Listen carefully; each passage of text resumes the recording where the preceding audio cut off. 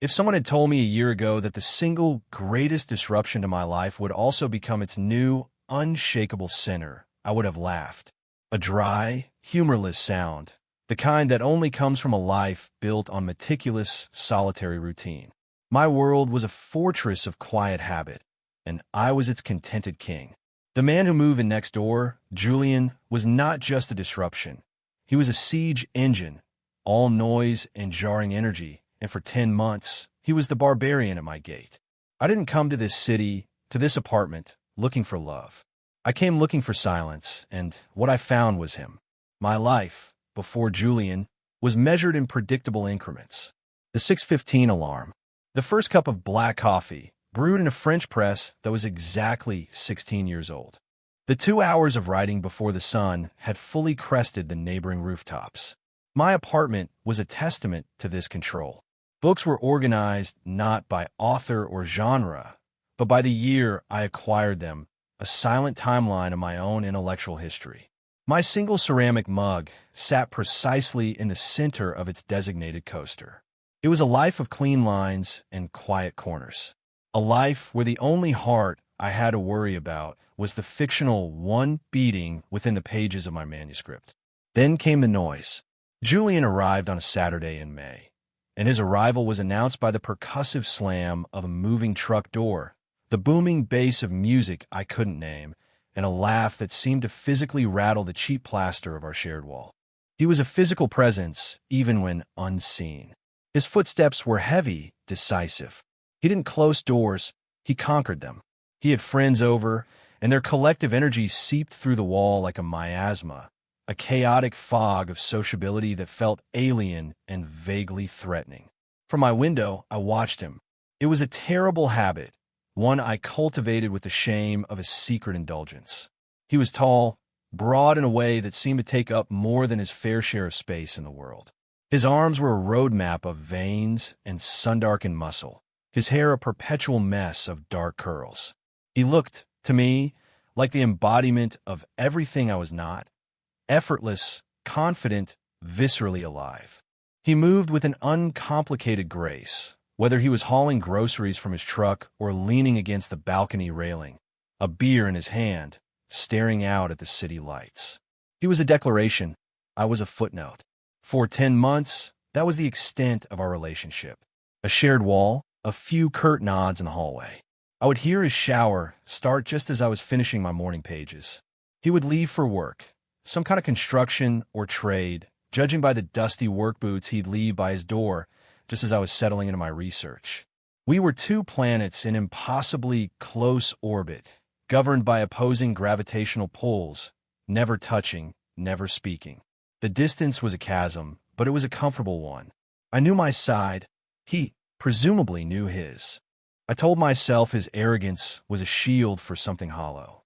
It was easier to believe that than to accept he was simply happy, his life a vibrant, booming counterpoint to my muted existence. The disruption, when it came, wasn't a party or a loud argument. It was the whisper of a failing pipe. It started on a Tuesday in March, a day of relentless, sleeting rain that turned the world outside my window into a gray watercolor blur. A faint drip, drip, drip began behind the wall in my study. I tried to ignore it, to subsume it into the rhythm of my typing, but it was a persistent, insidious little beat. By evening, it was a steady trickle. By midnight, a dark, ominous bloom of water had appeared on the wall, directly over my most prized bookshelf. Panic, cold and sharp, pierced the bubble of my composure. I called the building superintendent, a man whose response time could be measured in geological epochs. His voicemail was predictably full. My carefully constructed world was literally dissolving around me. The water stain grew, a monstrous, spreading amoeba, then a sound I had never heard from Julian's apartment before, a sharp, violent curse, followed by the unmistakable sound of something heavy splashing into a significant amount of water. I stood frozen in my own study, listening to the chaos next door. The shared wall, my longtime antagonist, was now a conduit for shared disaster. A few minutes later, there was a frantic, hard knock on my door. Not a polite rap, a desperate, hammering fist. My heart, A frantic trapped bird beat against my ribs. I never had unexpected visitors. Ever. I opened the door a crack. Julian stood there drenched. Water dripped from his hair, from the hem of his t-shirt. His feet were bare on the hallway carpet. For the first time, he wasn't the confident, imposing figure from the balcony. His face was pale with stress, his eyes wide. The arrogance I had projected onto him was gone, replaced by a raw, undisguised panic that mirrored my own. "Your apartment," he said, his voice rough. He didn't need to finish. "It's coming from above us. The unit on the 3rd floor. It's empty. The pipe must have burst. My ceiling is caving in. My own ceiling," I realized with a fresh wave of horror, was starting to bow. The dripping had become a steady drizzle. We were quite literally in the same sinking boat. The next hour was a blur of frantic activity. We managed to get the main water valve shut off, but the damage was done. My study was a swamp. His living room was worse. The superintendent finally arrived, took one look, and declared both apartments uninhabitable for at least a few days. He offered to put us up in a sterile, soulless motel on the edge of town. I was packing a small bag, my mind racing, trying to figure out how to transport my computer, my research, my entire life to a cheap motel room. My routine was shattered. My fortress was breached. And then Julian was at my door again. He had changed into dry clothes, a plain gray hoodie that somehow made him look even larger, more solid. "Don't go to the motel," he said. It wasn't a suggestion. It was a command, but it lacked its usual force. It was tired. "My bedroom is mostly dry. It's at the other end of the unit. You can take it. I'll sleep on the couch." It's stupid for both of us to be miserable in separate, horrible rooms. I stared at him. The thought was absurd. Me, in his space. It felt like a violation of some fundamental law of the universe. But the alternative, a lonely, plastic-smelling room miles away, with the fluorescent hum of a cheap television for company, was infinitely worse. My solitude, which had always been a comfort, suddenly felt like a sentence. "Okay," I heard myself say, the word feeling foreign in my mouth. "Okay, thank you." His apartment was the negative image of mine. Where my space was curated and sparse, his was cluttered and lived in. A heavy punching bag hung in one corner. A collection of worn-out sneakers was piled by the door. The walls were covered in framed photographs. Not of people, I noticed, but of vast, empty landscapes. Deserts at sunset, mountains shrouded in fog. They were beautiful, stark, and profoundly lonely. It was the first crack in the facade of the loud, social man I thought he was. His couch was a monstrous leather thing, big enough for him to sleep on comfortably. He tossed a pillow and a blanket onto it. "The bedroom's through there," he said, gesturing down a short hall. "Bathroom's on the right. Help yourself to whatever in the kitchen. I don't have much. Coffee, beer, eggs." He ran a hand through his still damp hair, a gesture that I now saw wasn't one of casual confidence, but of weariness. Deep, bone-deep weariness. I felt like an intruder, a ghost haunting the edges of his life. I retreated to the bedroom he'd offered. It was as sparse as my own apartment, but in a different way. A simple bed with a dark gray comforter. A single, overflowing laundry basket. Another one of those landscape photos on the wall. This one a single, gnarled tree on a windswept cliff.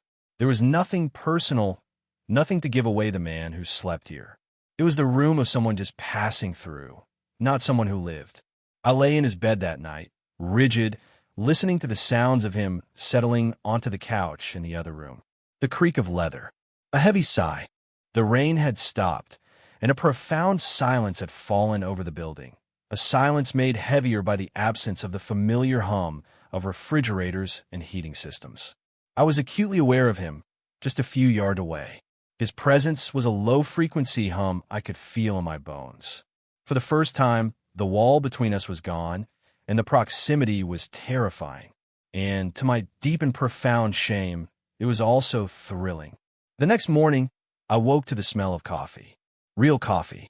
He had a small camp stove set up on his kitchen counter, a relic from one of the camping trips depicted on his walls, no doubt. He was standing with his back to me, shirtless, wearing only a pair of gray sweatpants slung low on his hips. His back was a landscape of its own, broad and mapped with muscle that shifted with his every movement. There was a long, thin scar that ran vertically next to his spine, a pale white line against his tan skin. It was an impossibly intimate sight, a detail I was never meant to see. I felt my face flush with heat. I must have made a sound because he turned, and, for a split second, I saw a flicker of something in his eyes, surprise, vulnerability, before it was shuttered away.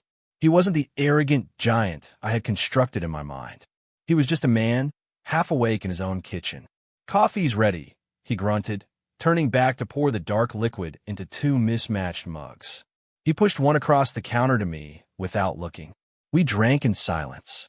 The silence wasn't comfortable, but it wasn't hostile either. It was observant. I found myself noticing the small things. The way he held his mug, his large hands wrapped completely around it, as if for warmth. The slight furrow between his brows as he stared out the window at the gray, post-storm morning. The calluses on his palms, thick and ridged. These were the hands of a man who built things, who worked with tangible reality, not the abstract world of words that I inhabited. The day was a strange limbo. We dealt with insurance adjusters and contractors. I watched him on the phone, his voice calm and direct, efficiently navigating a bureaucracy that would have sent me into a spiral of anxiety. He was competent in a way that was both intimidating and deeply reassuring. He handled the world. I just wrote about it. That afternoon, we were sitting at his small dining table, surrounded by a sea of paperwork. My laptop was open, but the words on the screen were just a jumble of black marks. My focus was gone, consumed by the strange, temporary domesticity of the situation. He was wrestling with an insurance form, his frustration a palpable thing.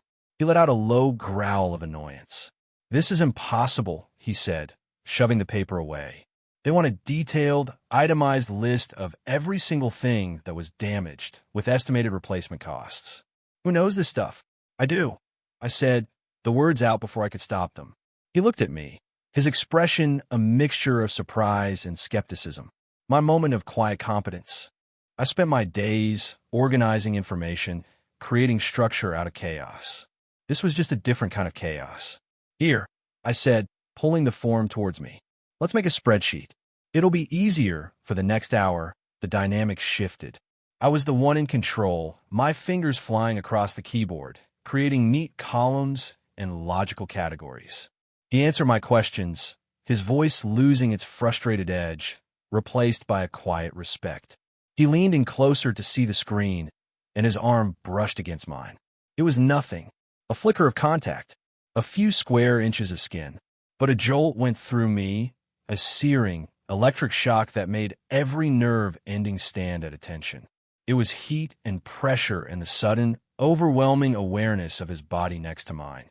My breath caught in my throat. My heart did that frantic bird thing again, beating its wings against the cage of my ribs, desperate for escape. I pulled my arm back as if I'd been burned. "Don't be an idiot," I told myself. It meant nothing. It was an accident. But my body didn't listen. The spot on my arm where he had touched me tingled, a phantom limb of sensation. I could feel the warmth of him, smell the faint, clean scent of his soap. The air in the room suddenly felt thick, charged with an unspoken current. I risked a glance at him. He was staring at the laptop screen, but his focus seemed to be 1,000 miles away. A muscle in his jaw was tight. Had he felt it too? Or was this just the desperate projection of my own cloistered longing? He cleared his throat and leaned back, putting a careful foot of space between us. The moment, whatever it had been, was broken, but the crack it had left in the atmosphere remained. The power had shifted. He had seen my competence, and in that accidental touch, I had been undone by a vulnerability I hadn't known I possessed. That night, the tension was a third person in the room. We ordered a pizza, the greasy cardboard box a pathetic centerpiece on his coffee table. We watched some brainless action movie on his television, the explosions and gunfire a loud but ineffective distraction from the humming silence between us. Every time he shifted on the couch, every time he reached for a slice of pizza, I was hyper-aware of his proximity. I sat rigidly on my end of the couch, a statue of feigned nonchalance. The movie ended. He switched off the television, plunging the room into the dim glow of a single lamp. The vast, lonely landscapes on his walls seemed to press in on us.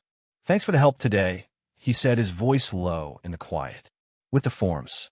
I would have just, I don't know, thrown them out. It's what I do," I said, my own voice sounding thin. "Organize things. You're good at it." He paused, turning to look at me properly. His eyes, in the low light, were dark and unreadable. "You know, for the longest time, I thought you hated me." The confession hung in the air, so direct and unexpected it felt like a physical blow. My stomach filled with bees. I couldn't breathe. I don't hate you," I managed to stammer. You were loud." It was a pathetic, childish explanation. A corner of his mouth quirked up in a half-smile. It wasn't mocking. It was sad. "Yeah, I know. I get that a lot." He looked away at one of the photographs on the wall. "Sometimes the noise is necessary. Fills the space." And there it was. Another crack in the facade. The loud parties, the booming music. It wasn't arrogance. It was a defense against the silence. The same silence I cultivated, he fled from. We were two sides of the same lonely coin. "Why deserts?"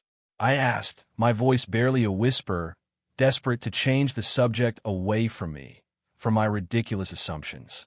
"Your photos." He looked at the picture he'd been staring at, the one of the sun setting over a vast expanse of red rock. "Because nothing can hide out there," he said softly. "It's all just there. Honest. No pretending. You can see for 100 miles, and if something is coming, you see it coming." He was talking about more than landscapes. I knew he was. He was talking about the cluttered, complicated landscape of people, of emotions. He was telling me he valued honesty, directness. Everything I hid from. "I'm not good at this," he said, gesturing vaguely at the space between us. "The talking part. The figuring people out part. I just work, and I come home. And I turn on the music so I don't have to hear myself think." My carefully constructed image of him, the one I had polished for 10 months, shattered into a million pieces. The confident, arrogant man was a fiction I had written to make myself feel better about my own isolation. The real man, sitting inches away from me on a worn leather couch, was just as lost as I was. I don't know who moved first. Maybe we both did. It felt less like a decision and more like an inevitability, like two planets finally succumbing to the gravity they'd been fighting for so long. One moment we were separated by a chasm of silence and misunderstanding, and the next his hand was on my cheek, his thumb stroking my jaw. His callous skin was rough, but the gesture was so incredibly gentle. His eyes searched mine, a question in their dark depths. "Is this okay?" I couldn't speak. I could only nod, a tiny, jerky movement. He leaned in slowly, giving me every opportunity to pull away. I didn't. I couldn't. I met him halfway. The first touch of his lips was hesitant, soft. It wasn't a kiss of passion or demand. It was a question, a discovery. It tasted of salt and beer and a deep, aching loneliness that I recognized as my own. It was the most honest thing I had ever felt. The kiss deepened, but it never lost that quality of careful exploration. His other hand came up to cup the back of my neck, his fingers tangling in my hair. I brought my hands to his chest, feeling the solid, steady beat of his heart under my palms. It was beating just as fast as mine. The frantic bird in my chest had found its echo. We weren't just two lonely men in a dark room. We were the same man, reaching for a reflection. I woke with a gasp, the gray light of dawn filtering into the unfamiliar bedroom. My heart was pounding a frantic drum against my ribs. For a moment, I was disoriented, lost in the geography of a strange bed, a strange room. Then all came rushing back.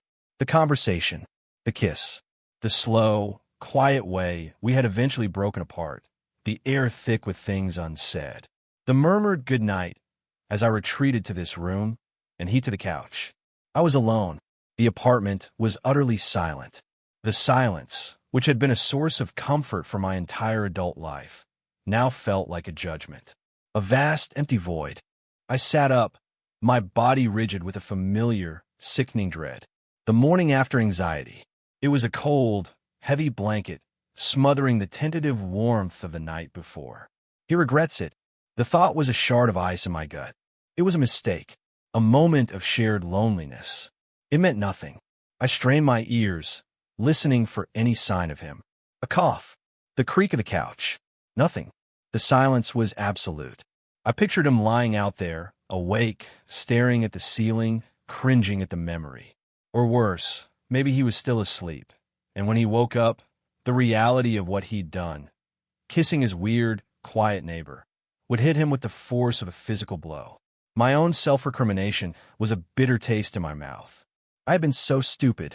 I had let down my guard, allowed myself to be vulnerable for the first time in years, and this was the price. This gut-wrenching uncertainty. The familiar solitude I had curated for so long had returned, but it was tainted now. It was no longer a peaceful kingdom. It was an empty room, haunted by the ghost of a connection I had foolishly believed was real. I had to get out, before he woke up, before I had to face the awkwardness, the pity in his eyes. I slipped out of bed, my movements furtive like a thief. I gathered the few things I had brought with me, my hands shaking. I scribbled a pathetic, cowardly note on a piece of paper from my bag. Thank you for everything. My apartment should be fine for now. I'll be in touch about the insurance. A lie. A sterile, professional lie to cover the screaming, emotional truth. I crept into the living room. He was on the couch, but he wasn't asleep. He was sitting up, elbows on his knees, head in his hands. He hadn't heard me. He looked broken. The solid, imposing man who could handle insurance adjusters and burst pipes looked defeated by the quiet aftermath of a single kiss. My cowardice won. I couldn't speak to him. I couldn't face him. I placed a note on the coffee table, a white flag of surrender, and slipped out of his apartment, closing the door behind me with a barely audible click. The sound was deafening. It was the sound of a door closing on a possibility I had been too terrified to explore. My own apartment was a disaster zone, but it was my disaster. Industrial-sized dehumidifiers hummed loudly, a welcome noise to fill the crushing silence. I spent the day in a flurry of pointless activity, moving damp books, wiping down surfaces, avoiding the one thing I needed to do, think. But my thoughts were relentless. Every time I closed my eyes, I felt the phantom pressure of his lips, the rough, gentle scrape of his callous thumb on my cheek. One day passed. Then two. The contractors finished their work. My wall was patched and painted, a stark white scar where the water damage had been. My books were back on their shelves. My routine was, on the surface, restored. But the silence in my apartment was different now. It was an absence. I found myself listening for the sound of his heavy footsteps in the hall, the low rumble of his music through the wall. But there was nothing. It was as if the flood had washed him away, too. The solitude I had once cherished now felt like a punishment. Every quiet moment was a reminder of what I had run from. I had built a fortress to keep the world out, and I had succeeded. I was safe, and I was utterly, profoundly alone. I had seen something honest and real in the desert of his eyes, and I had fled back to my own comfortable mirage. On the third night, I was sitting in my study, staring at a blank page on my laptop, when there was a knock on my door. It wasn't the frantic, desperate knock from the night of the flood. It was a quiet, hesitant sound, one I almost didn't hear over the hum of my own anxiety. My heart stopped. I knew who it was. Part of me wanted to pretend I wasn't home, to retreat back into the safety of my self-imposed exile. But the last 3 days had been a special kind of hell, and I knew I couldn't endure another. The fear of facing him was finally outweighed by the fear of never facing him again. I opened the door. Julian stood there, looking as tired and uncertain as I felt. He was holding a single, plain white coffee mug in his hands. My mug. I had left it in his apartment in my haste to flee. "You forgot this," he said, his voice quiet. He held out to me. "Thanks," I said, taking it. Our fingers brushed. That same jolt, that same electric current, shot up my arm. This time, neither of us pulled away. We stood there for a long moment, the mug a fragile bridge between us, the silence stretching taut. "I freaked out," he said finally, breaking the spell. He looked at the floor, not at me. That morning, I woke up and you were gone. I thought I messed everything up. Pushed too hard. The relief that washed over me was so intense, it almost brought me to my knees. He wasn't disgusted. He wasn't regretful. He was scared, just like me. No, I said, my voice thick with emotion. I freaked out. I'm the one who ran. It's what I do. He finally looked up, his eyes meeting mine. I could see the raw vulnerability there, the same thing I had glimpsed that first morning in his kitchen. The strong, silent facade was gone completely. In its place was just Julian. Frightened. Hopeful. I'm not good at this, he said again. The same words he'd used before the kiss. But I don't want to go back to before. The silence. The nodding in the hallway. I can't, me neither, I whispered. The admission felt like leaping off a cliff. I hated the silence. A small, real smile touched his lips. It transformed his face, chasing away the shadows of exhaustion and fear. So, what do we do? It was a genuine question. We were in new territory, a landscape as uncharted and honest as the ones in his photographs. There was no map. We had to draw it ourselves. We could talk, I suggested, the word feeling both inadequate and monumental. Like, not about insurance forms, I'd like that, he said. He took a half step closer. Can I come in? I stepped back, opening the door wider. He walked into my apartment, into my fortress, and for the first time, it didn't feel like an invasion. It felt like a homecoming. We sat on my couch, the one that was far too small and neat, and we talked. We talked for hours. He told me about his work, the satisfaction of building something real with his hands. He told me about his family, scattered across the country. He told me the photographs were from a road trip he took after his father died, a journey to find silence that had only made him feel more alone. I, in turn, told him about my books, my quiet world. I told him about the fear that had kept me locked inside it, the fear of being too much or not enough. I told him how I had misjudged him from the very beginning, how I had painted him as a villain in a story where I was the misunderstood hero. It was the most honest I had ever been with another person. It was terrifying, and it was liberating. At some point, his hand found mine. He laced his fingers through mine, his calloused palm warm and solid against my own. It wasn't a prelude to anything else. It was just a connection, an anchor in the swirling sea of our confessed fears and hopes. When he finally stood to leave, it was well past midnight. At the door, he paused. He reached into his pocket and pulled out a single key on a plain metal ring. He pressed it into my hand. My apartment, he said, his voice a low rumble. Just in case. Or not just in case. Just so you have it. The weight of the key in my palm was immense. It was more than a piece of metal. It was an offering. Access. Trust. It was a tangible promise that the door between us would not be closed again. It was the most romantic gesture I could have ever imagined. I didn't use the key that night. But the next morning, after my coffee, I walked across the hall and let myself into his apartment. He was in the kitchen, making coffee on his camp stove, shirtless, just like that first morning. This time, when he turned and saw me, he didn't look surprised or vulnerable. He just smiled, a slow, easy smile that made the whole world feel right. "Morning," he said. "Morning," I replied, and it felt like the first true morning of my life. That was the beginning of us.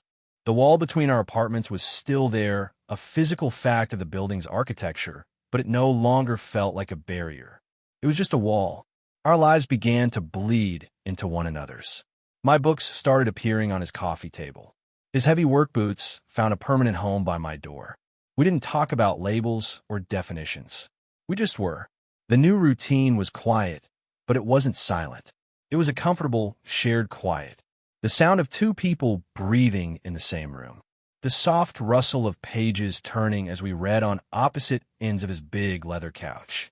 The clink of coffee mugs in the morning. These small, domestic sounds became the new soundtrack to my life. A music far more beautiful than the silence I had once craved.